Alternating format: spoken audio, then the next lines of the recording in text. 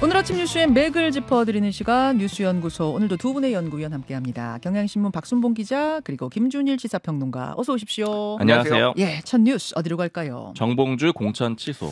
예, 민주당이 정봉주 후보의 공천을 취소했고 국민의힘은 도태우 후보의 공천을 취소했고 어젯밤 거의 같은 시각 10시 반께에 일어난 일이죠. 네.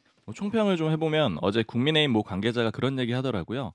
공천 과정이 1라운드면 2라운드는 위기관리 능력 테스트다. 네. 그러니까 이제 공천하고 나서 생기는 문제점들에 대해서 각 당이 어떻게 대처하는지 국민들이 지켜보고 이걸 평가하는 시간이라는 건데 어제 경쟁적으로 말씀하신 후보들을 그렇게 정리를 했습니다. 네. 어제 하루에만 거대 양당이 3명의 공천을 취소를 했어요. 음흠.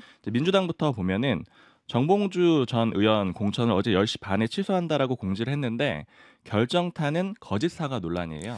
그러니까 DMZ에서 이제 지뢰를 밟으면 네. 목발을 경품으로 주자는 발언 자체도 자체지만 그 뒤 해명 과정에서의 거짓이 문제가 됐다는 거죠. 맞아요. 그 두 가지 측면이 있다고 어제 말씀드렸는데 어제 공천 취소한 내용 브리핑 보면 이렇게 돼 있거든요. 정봉주 후보가 목함질의 피해 용사에 대한 거짓 사과 논란으로 국민께 심려를 끼쳤다. 이런 표현이 있어요. 그러니까 딱 이 부분을 민주당이 문제를 삼은 겁니다. 그 주어는 이재명 대표입니다. 대표가 취소했다라고 이렇게 공지를 했고요. 예.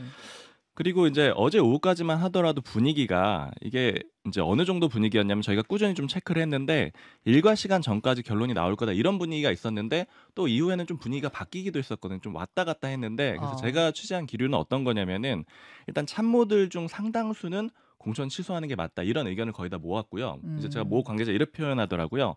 100%는 아닌데 의견이 갈렸지만 다수가 공천 취소 쪽이고 대표의 결단이 남아 있는 상태다 이렇게 전하더라고요. 예. 이제 이재명 대표가 꽤 고민하는 시간을 갖다가 예. 그러다가 10시 반에 최종적으로 결정을 한 걸로 보입니다. 그럼 왜 이렇게 됐느냐? 일단 당 분위기를 물어보면은 보통은 이제 경선을 거치잖아요. 그렇죠. 그럼 웬만한 의혹은 다 나온다라는 거예요. 그러니까 당 고위 관계자 말이 원래 경선 거치면 이제 의혹은 상대 후보 측에서 대부분 캐놓기 때문에 당에서는 크게 걱정 안 하고 가는데 정봉주 후보 사례는 좀 달랐다. 왜냐하면 이제 박용진 의원하고 경선을 거쳤음에도 불구하고 그 이후에 나온 발언들이 문제가 되고 있는 거잖아요. 예. 그리고 각 언론사들 분위기를 보면 지금 정봉주 전 의원이 여러 가지 유튜브 방송이라든가 발언이 많아요. 지금 모니터링하고 있거든요. 양이 워낙 많다 보니까 이게 끝이 아닐 거다. 이런 기류가 좀 있었던 겁니다. 당 안에서 말이죠. 네. 그리고 실제로 어제 뭐 여러 가지 의혹들이 있었는데 가정 폭력이 있었다 이런 보도도 한 언론사가 했거든요. 네. 그러니까 저도 그 판결문 받으려고 어제 이제 수소문하고 이런 상황이었었는데 그 보도 보면은 벌금 50만 원으로 돼 있어요. 물론 이게 아직 확정적으로 본인인지 확인까지는 안 됐는데 그 보도에서는 그런 판결문을 확인을 했는데 거기 그렇게 써 있었다는 거예요. 맞아요. 근데 당에서는 100만 원 이하 그러니까 50만 원 벌금도 다 내도록 돼 있거든요. 근데 당에 물어보니까 몰랐다라는 거예요. 아, 제출을 하도록 돼 있다고요? 근데 이게 통상적으로 전과 기록을 떼면은 100만 원 이하 벌금은 잘 안 나온대요. 예. 그러니까 이제 의도적으로 뺐던 거 아니냐 이런 얘기도 있었기 때문에 이런 부분도 추가로 문제가 될 수 있었는데 어쨌든 공천이 취소되면서 이런 문제 이제 넘어갈 것 같습니다. 자, 그렇군요. 민주당 이야기를 마무리 짓고 국민의힘으로 가겠습니다. 그럼 이제 서울 강북 을은 다시 빈자리가 됐습니다. 차점자인 박용진 의원을 공천하게 되는 건가요? 어떻게 되는 건가요? 박용진 의원은 들어가지 않아요. 지금 민주당의 설명을 보면은 전략 지역으로 결정을 할 것 같습니다. 그러니까 기존에 차점자를 넣지는 않는다라고 당 규정상으로 그렇게 안 한다라고 설명을 하고 있어요. 그러니까 박 의원 쪽에서도 원래는 이제 정 후보 공천이 취소되니까 이제 재심의하는 서류 추가적으로 내겠다라고 했다가 다시 안 하겠다 이렇게 좀 공지를 번복을 했거든요. 네네. 그러니까 일단은 뭐 좀 너무 적극적으로 나서는 모습을 안 보이려고 하는 그런 그림도 한 가지가 있습니다.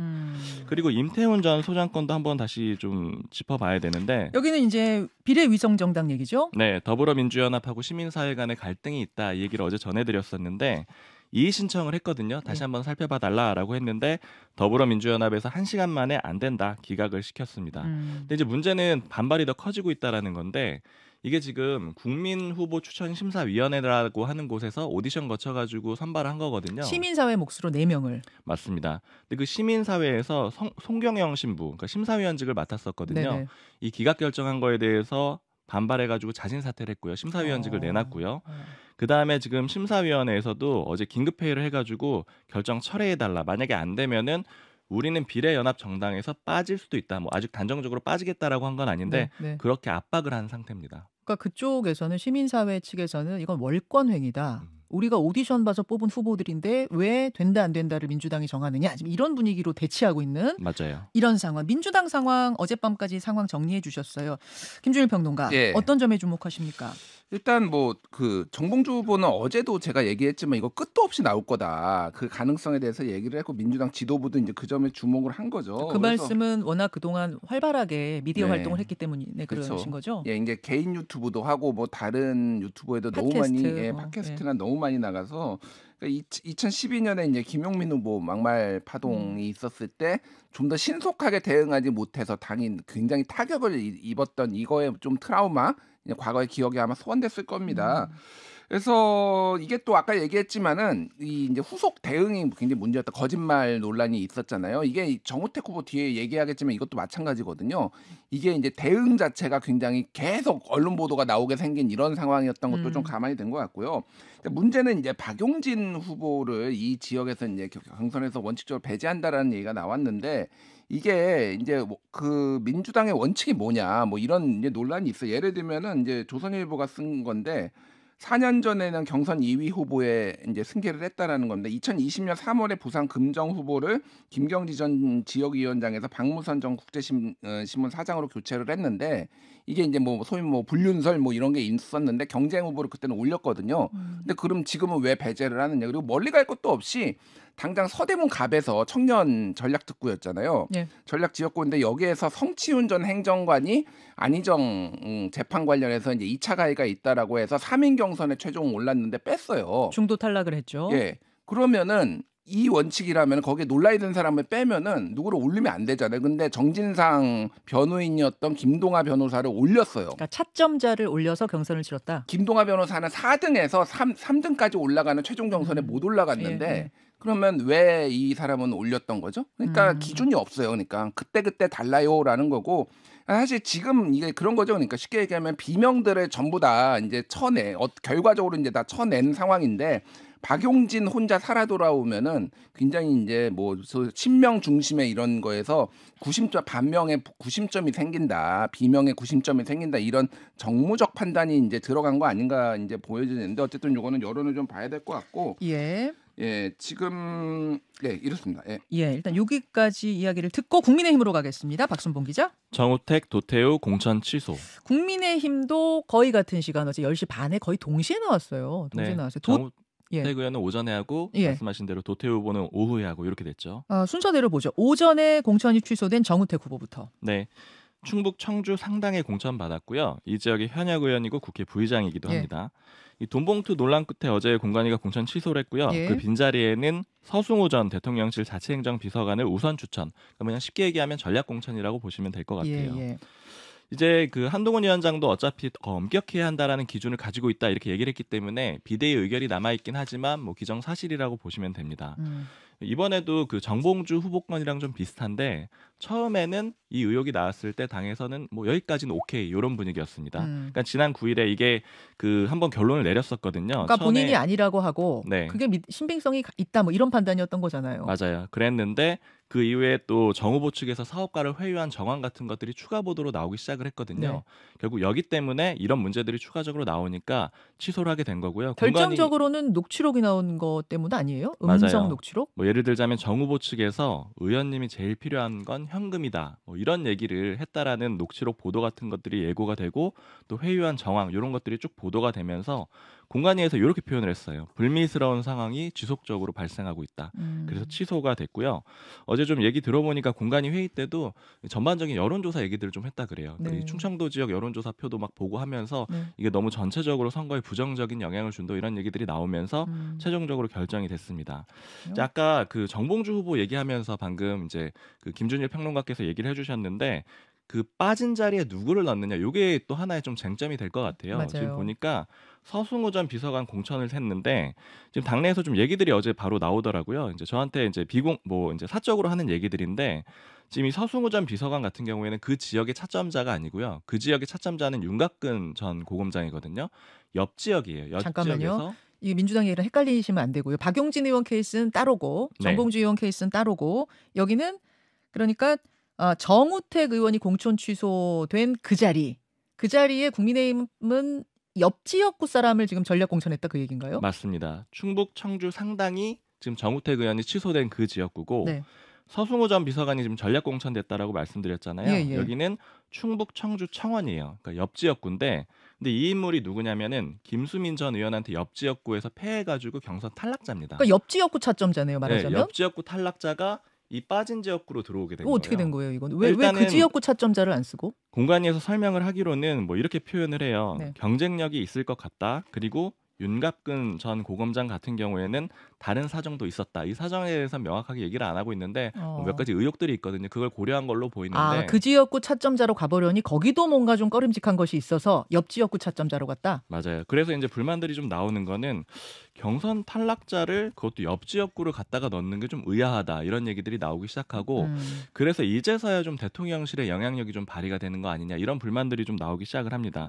이제 이 부분은 뭐 민주당하고 다 같이 향후에 이 빠지고 있잖아요. 후보자들이. 이 네. 지역에 어떤 사람들을 넣는지 이것도 좀 지켜봐야 될 것 같고요. 예. 그다음에 이제 밤에 나왔던 도태우 후보도 공천이 취소가 됐는데 또 역시 마찬가지예요. 추가로 드러나고 있다 이런 표현이 있습니다. 두 차례 사과문을 올린 후에도 부적절한 발언이 추가로 드러나고 있다. 이게 공관위의 설명이거든요. 그럼 5.18 관련된 발언 외에도 다른 것들, 다른 행적들이 또 드러난다는 얘기인가요? 뭐 5.18 관련해 가지고 얘기 있었던 것들도 네. 있고 뭐 추가 보도들 같은 것들도 있고 이렇게 된 걸로 보이고요.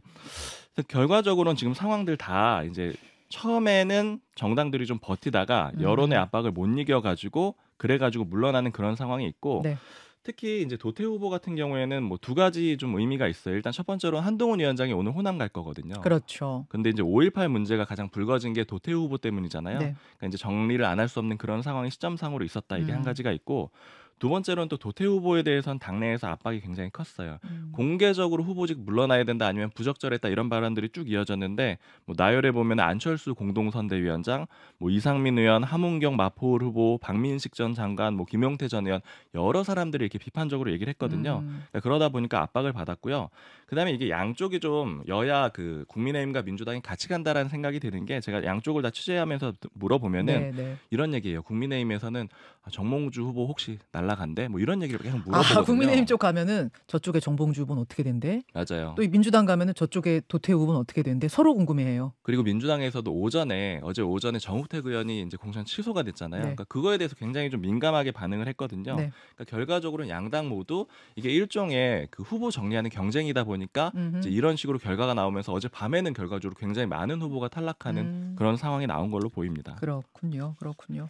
그러고 보면은 김준일 평론가 어제 이 도태우 후보하고 정봉주 후보가 공천 취소되는 시점이 몇 분 차이였어요. 제가 어제 이제 뭐 방송국에서 그 시간에 이제 하고 있어요. 방송을 생방송. 하고 생방송을 하고 있었는데 이 얘기를 하고 있는데 계속 취소가 뜨는 거예요. 그래서 정확하게 이제 속보 기준으로 10시 24분에 도태우, 10시 30분에 정봉주 취소가 됐다라고 하니까 말한 대로 굉장히 이게 저쪽에서는 뭔가를 결단을 내리는데 우리가 이걸 안고 갔을 때 리스크 이런 것들을 상당히 양쪽이 좀 감안을 했다 이렇게 보면 될 것 같습니다.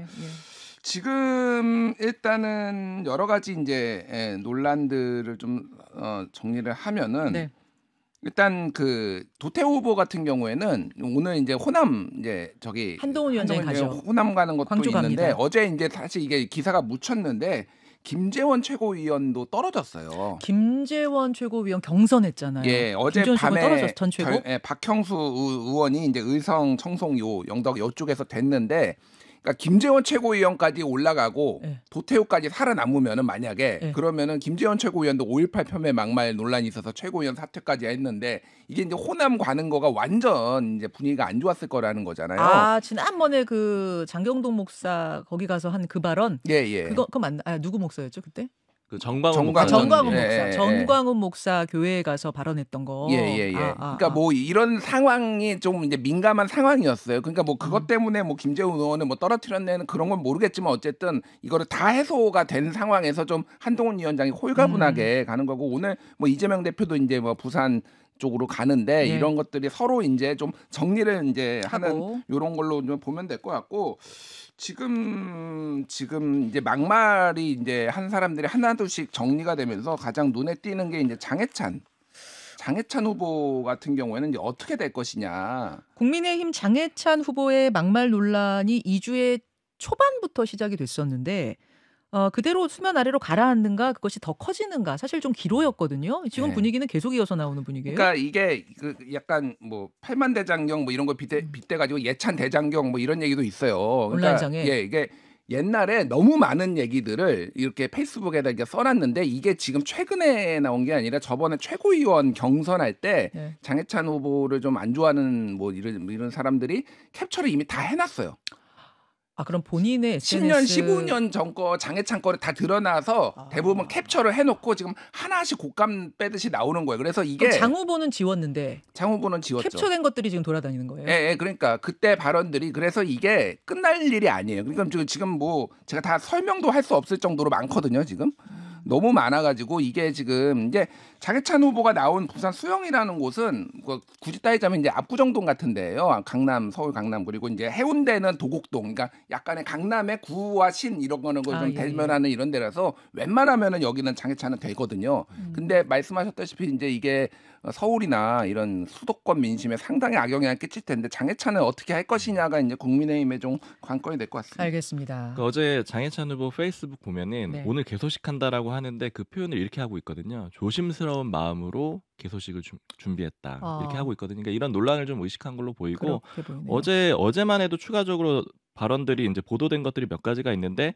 네덜란드의 가게들이 뭐 대마초를 파는 가게라는 반전이 네덜란드를 더욱 사랑스럽게 만든다. 뭐 이런 표현이 또 알려졌고요. 네덜란드에서 유학을 했잖아요. 네, 맞아요. 그렇죠. 그리고 또 대마초를 파는 가게라는 강변에 세워진 예쁜 배가 사실은 대마초를 파는 가게라는 반전이 유럽의 여러 나라 중에서도 네덜란드를 더욱 사랑스럽게 만든다?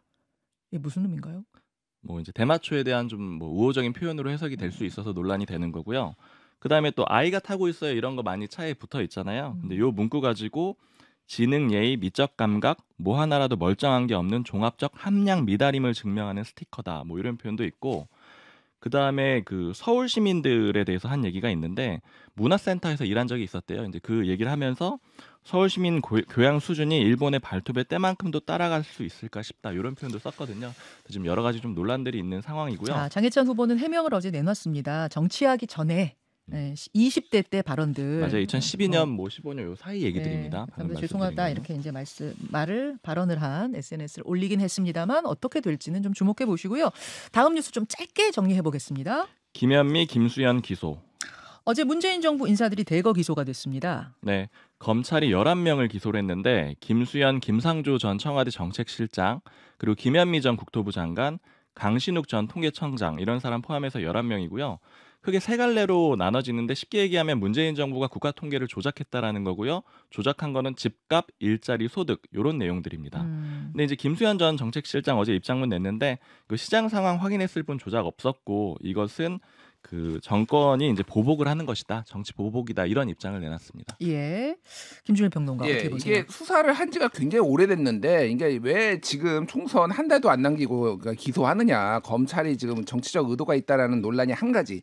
그리고 지금 부동산 통계와 고용 통계와 소득주도 성장 통계를 다 조작했다라는 게 이제 검찰의 주장인데 부동산 통계는 이제 방금 얘기했듯이 좀 논란의 여지가 있는데 예를 들면 고용 통계 같은 경우에는 기준이 바뀌었다라는 거예요. 그래서 그 당시에도 뭐 여러 언론들이 왜 기준이 바뀌었느냐를 가지고 갑론을박 기사도 많이 나왔어요. 네. 이것도 그럼 조작이라고 봐야 되냐? 그러니까 이거는 그러니까 여러 가지 이제 해석의 영역이 있는 거고 이미 이거는 공론장에서 그러니까 해결이 돼야 될 문제인데 검찰이 이것도 다 무리하게 지금 엮어서 한다 뭐 이런 논란들이 좀 있고 하고 이거는 결국 재판에서 가려질 것 같아요. 예. 자, 여기까지 정리하겠습니다. 두 분 수고하셨습니다. 감사합니다.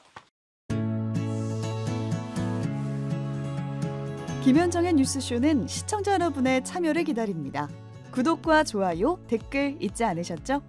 알림 설정을 해두시면 평일 아침 7시 20분 실시간 라이브도 참여하실 수 있습니다.